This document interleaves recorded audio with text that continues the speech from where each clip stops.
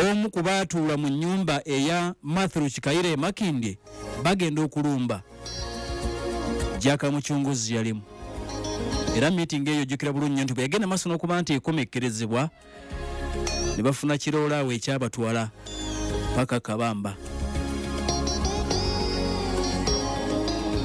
Abalala abamu ku baali mu meeting eyo kwe kwali General Yoweri Kaguta Museveni kakati omukulembeze eggwanga, Brigadier Julius Kihande yaliko, Colonel Fred Mwesigye yaliko, Brigadier Andrew Lutaya, General Paul Kagame omukulembeze eggwanga erya Rwanda, Colonel George Mwesigwa ne Colonel Charles Tusimbe.